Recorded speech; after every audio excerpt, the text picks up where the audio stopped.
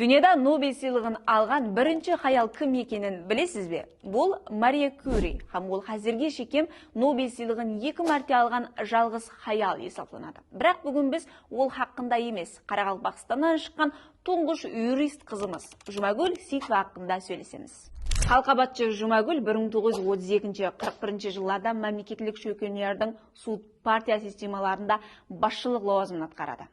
Сол менен біргелікте Қарақалпақстан Республикасының жоғарғы судының басшылығы етіп тағайындалған тұңғыш хаял есептелінеді. Достар, оның басламасы менен ұрысшыларында Қарақалпақстан халқы атынан самолетларды қайта құруға жәрдем көрсетіліп, фронтқа аз-ауқат жеткізіп беріледі. Сол менен бірге Шымбай қаласында әскерлерді емлеп, ол жерде мектеп-интернатын жүйкілместіреді. Елестетіп көрің, достар, республикамызда хаял адамға оқуға рұқсат берілген дәуір шамаменен 60-шы жылдардан басланған болса, Жұмагүл жәметтегі барлық стереотиптерді бұзып, юрист бола алған. Қарақалпақ қызы десе көз алдыңызға не емес кім келеді дегенде, біз тек қана қырық қыз, Гүлайым яки Құмар ана деместен, елімізден шыққан осындай батыр Қарақалпақ қызларын біліп жүруіміз, һәм адамларға жеткізуіміз, еслетуіміз тиіс. Ал сіздің көз алдыңызға Қарақалпақ қызы десе кімлер келеді?